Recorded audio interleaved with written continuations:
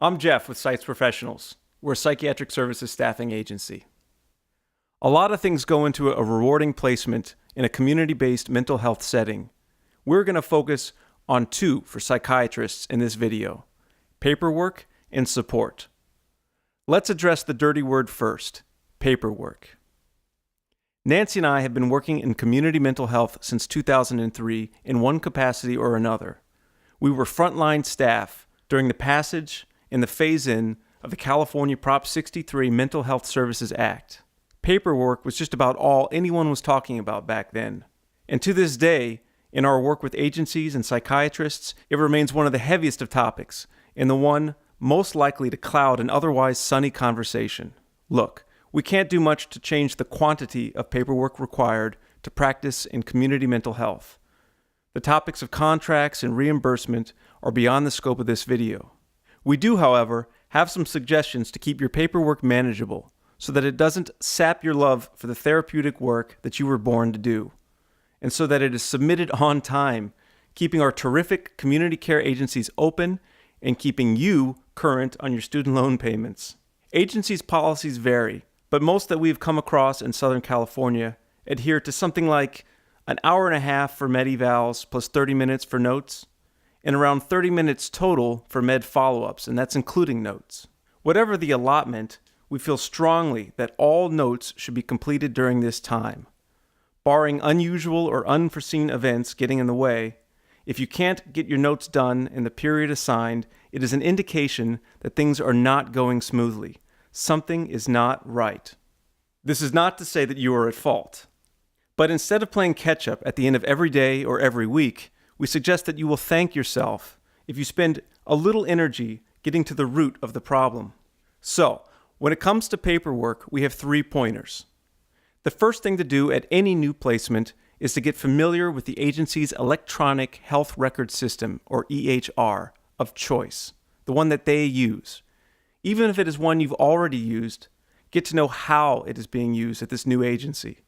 We usually ask that members of an agency's IT and quality assurance team offer a walkthrough of their EHR before you see your first client, and for them to make themselves available, by phone preferably, during the first weeks of a new placement. Maybe this is obvious, but gaining EHR fluency is a transferable skill that simultaneously improves your job and increases your value. The second thing to look into are templates. Some agencies will have templates built into their EHR already, or we have, on occasion, created simplified forms or text documents to make it easier to capture notes and then enter them into the EHR afterward. The important thing to get right about templates is that they make sense to you. Whereas the EHR and billing codes must be conformed to, your templates should be designed in a way that helps you bridge the gap between how you practice psychiatry and how it is recorded. The third point on paperwork is that loftiest of skills: concurrent documentation. In other words, recording your assessments as you go. To many, this will sound like I'm asking you to juggle while riding a unicycle.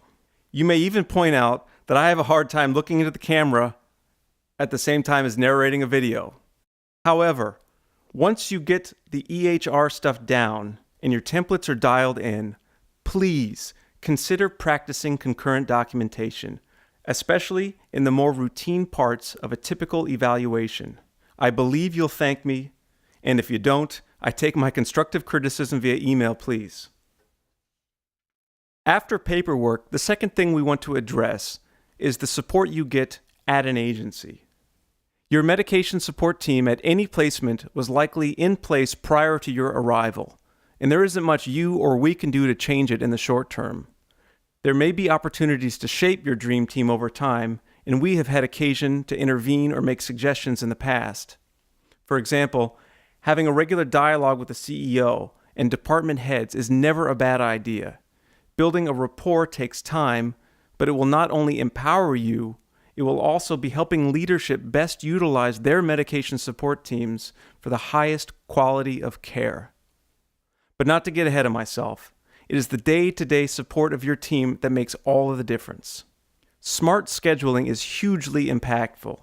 it should account for a number of issues, from the prevention of overloading to the contingencies for and overall reduction of no-shows. Because unusual and unforeseen events do happen, it makes sense for some time to be set aside for catch-up and overflow. To do this right requires some coordination with the team as a whole. Don't just leave a half hour at the end of every day or every week marked miscellaneous. Therapists and other practitioners should also be available during these overflow windows.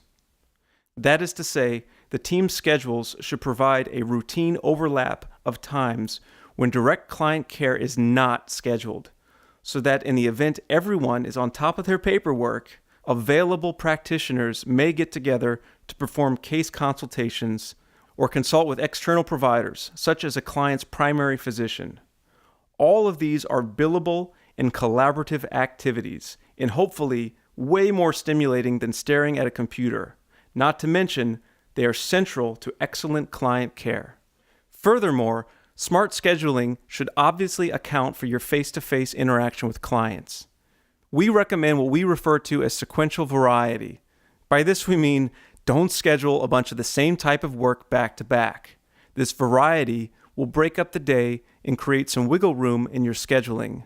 You are not a machine, and you have not been replaced by one.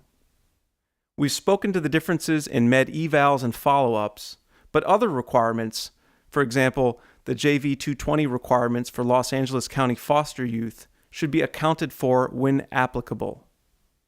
Make sure you are given enough time to do what needs to be done, and help your team get really good at this.